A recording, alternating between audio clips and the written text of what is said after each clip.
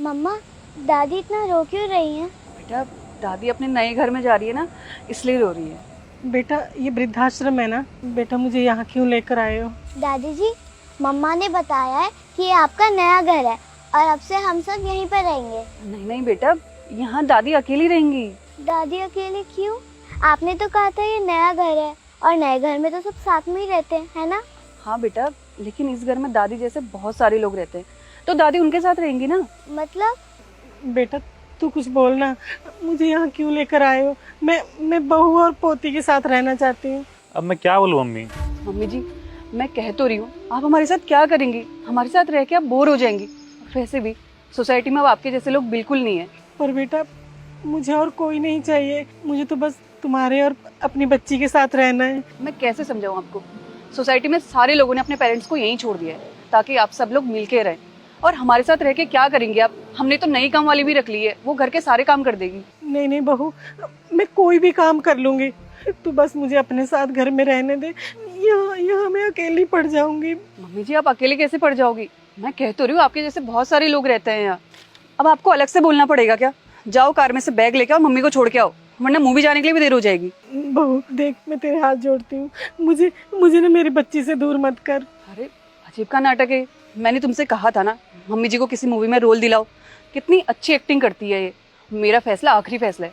अब आप हमारे साथ नहीं रहेंगी और यहाँ तो आपको किसी भी चीज़ की कोई कमी नहीं होगी। आपको जो चाहिए सब मिलेगा। आपको तो हमें थैंक यू कहना चाहिए कि हम आपको इतनी अच्छी जगह लेके आए, और आप एक ही नाटक कर रही हैं। बहू मुझे अच्छी जगह नहीं चाहिए, मुझे तो बस बेटे बहू और अपनी पोती के साथ रहना है। बहू जी, आपका दिमाग खराब हो गया क्या? आपकी अब उम्र हो गई है, आप हमारे साथ नहीं रह सकती। कितने बार बोलूं आपको? अब तो मेरी शक्ल क्या देख रहे हो? जाओ बैग लेके आओ, छोड़ गया मम्मी को। मम्मा, हम दादी को तो नए घर में छोड़ रहे हैं, तो दादी रो क्यों रही हैं? उन्हें तो खुश होना चाहिए। अरे बेटा, आप स्कूल जाती हो तो आप भी रोती हो ना, और दादी भी नए घर में जा रही है तो इसलिए रो रही है। लेकिन मम्मा, इस घर के आगे वृद्धाश्रम क्यों लिखा है और इसका मतलब भी क्या होता है? बेटा, इसका मतलब होता है खुशियों का घर। खुशियों का घर मतलब बेटा, यहाँ दादी जैसे बहुत सारे लोग हैं और दादी उनके साथ खुश रहेंगी। दादी जैसे बहुत सारे लोग, लेकिन वो यहाँ पे क्या करने आए हैं? ओहो बेटा, अब कैसे समझाओ तुम्हें? अच्छा सुनो, मम्मी और डैडी जब बुढ़े हो जाते हैं ना, तो उनके बच्चे उनको यहाँ छोड़ देते हैं ताकि वो अपने नए घर में खुश रहें। वाह मम्मा, ये तो बहुत अच्छी बात है। तो दादी को तो रोना नहीं चाहिए था, है ना? चलिए। दादी, आप रोइए मत। मम्मा ने मुझे सब कुछ समझा दिया। जब ओल्ड हो जाते हैं तो उन्हें नए घर में छोड़ देते हैं, और जब मैं भी बड़ी हो जाऊंगी ना, तो मैं मम्मा पापा को आपके पास भेज दूंगी। सही तो कह रही है आपकी बेटी। कौन हो आप, और हमारे बीच में बोलने वाले होते कौन हो तुम? मैं इन जैसे लोगों को इंसाफ दिलाता हूँ और आप जैसे लोगों को सजा। अरे ऐसे मत बोल, सर बहुत बड़े वकील हैं। वकील? मैं इसलिए आया क्योंकि आप जैसे बच्चे अपने माता पिता को जब घर से निकाल देते हैं तो माता पिता के पास कुछ ऑप्शन नहीं रहता है, वो यहीं आते हैं और फिर उन पे केस करते हैं। तो उन पेरेंट्स का केस मैं फ्री में लड़ता हूँ, बस इसीलिए आया था यहाँ पे। और फिर आप जैसे बच्चों को मैंने इनके साथ ऐसा करते हुए देखा। आप लोगों को शर्म नहीं आती?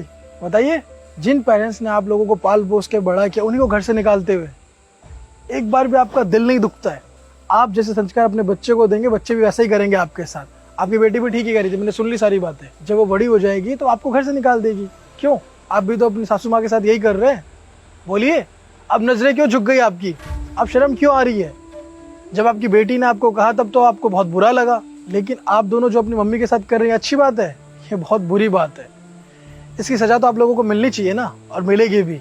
बच्चा, आप बताना कि आपको मम्मी ने इस घर के बारे में क्या बताया है? मम्मा ने बताया कि ये खुशियों का घर होता है और जब लोग ओल्ड हो जाते हैं तो उन्हें यहाँ पर भेज देते हैं। बेटा, आपके मम्मी पापा ने आपसे झूठ बोला है। ये खुशियों का घर नहीं है। जब भी आपके मम्मी पापा बहुत समझदार हो जाते हैं ना, तब ऐसी हरकत करते हैं। आपकी दादी को यहाँ इसलिए भेज रहे थे क्योंकि उनसे उनका मन भर चुका, मतलब निकल चुका है। क्योंकि आपकी दादी ने सारा जायदाद प्रॉपर्टी इनके नाम कर दिया है। अब इनके पास सारी अथॉरिटीज है, सारे पैसे हैं, तो ये आपकी दादी को आपके घर से निकाल रहे हैं। ये अच्छी बात है? ये अच्छी बात नहीं है ना? सॉरी दादी, मुझे नहीं पता था कि मम्मा पापा आपके साथ इतना गलत कर रहे हैं, और ये खुशियों का घर नहीं है। अब से मैं हमेशा आपके पास रहूंगी।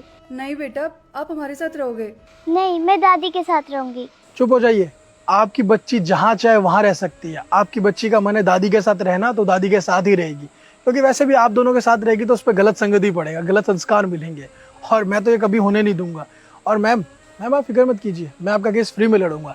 इन जैसे लोग होते हैं जो आप जैसे लोगों के साथ अन्याय करते हैं, और मैं अन्याय के खिलाफ लड़ता हूँ। आपको न्याय मिलेगा, क्योंकि आपका जो अधिकार है आपको मैं दिला के रहूँगा, चाहे उसके लिए मुझे कुछ भी करना पड़े। और आप दोनों, आपको माफ़ी नहीं, आपको सज़ा मिलेगी, और आपकी सज़ा ये कि आपको जेल जाना पड़ेगा, कानूनी कार्रवाई होगी आप पे। आप क्या सोच रहे थे आप बच जाएंगे? हम बच नहीं सकते हैं। ऐसी हरकत करने वाले बिल्कुल भी नहीं बच सकते हैं। आपने सोच भी कैसे लिया कि आप अपने मम्मी पापा को घर से निकाल दोगे? जब आपका बच्चा आपको घर से निकालेगा तो आपको कैसा लगेगा? बुरा लगेगा ना। तो इन्हें भी यही लग रहा था, ये आपके सामने रो रहे थे, गिड़गिड़ा रहे थे, लेकिन आपने एक बार भी इनके बारे में नहीं सोचा। अपने मतलब के लिए बस आप इनको घर से निकाल रहे थे।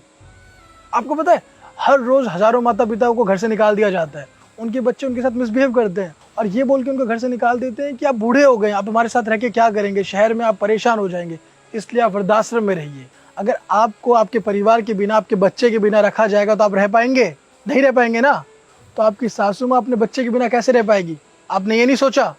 ये भी तो उनका बच्चा है। और तुमने भी एक बार भी अपने माँ के बारे में नहीं सोचा? बोलो, नजरें क्यों झुक गई तुम्हारी? फिक्र मत करो, तुम लोगों को पुलिस ही सबक सिखाएगी, और जो भी इनकी प्रॉपर्टी है इनके नाम कर देना, वरना तुम लोगों को बड़ा पछताना पड़ सकता है। चलिए मैम, आप मेरे साथ रहेंगे तब तक। मम्मी जी प्लीज़ हमें माफ़ कर दीजिए, हमें अपनी गलती का एहसास हो गया है। हम आज के बाद कभी ऐसा नहीं करेंगे आपके साथ। माफ़ी? अब जब तुम्हारी बेटी ने ही तुम्हारा साथ छोड़ दिया तो तुम्हें अपनी गलती का एहसास हो गया। माफ़ तो मैं तुम्हें कभी नहीं करूँगी। वैसे तो तुम मुझे अपने बच्चों से, अपने घर से दूर कर रहे थे ना। मेरी जायदाद के लिए तुम लोगों ने मेरा इस्तेमाल किया है, लेकिन अब और नहीं। मैं तुम्हें माफ़ कभी नहीं करूँगी। चल बेटा। Sir please sorry. आपको पता है बहुत से ऐसे लोग होते हैं जो अपने माता पिता के साथ मिसबिहेव करते हैं, उनके साथ बदतमीजी करते हैं और उनको घर से निकाल देते हैं। प्लीज़ कभी भी अपने माता पिता के साथ बदतमीजी ना करें, मिसबिहेव ना करें, क्योंकि हमारे माता पिता हमारे लिए भगवान होते हैं। हमेशा उनकी आदर करें, उनकी रिस्पेक्ट करें, और साथ ही इस वीडियो को सभी फ्रेंड के साथ शेयर करें, फैमिली के साथ शेयर करें, क्योंकि इसमें जो मैसेज है बहुत ज़्यादा इंपॉर्टेंट है। तो जल्दी से इस वीडियो को शेयर कीजिए और हमारे यूट्यूब चैनल को सब्सक्राइब करें, हमारे फेसबुक को फॉलो कीजिए।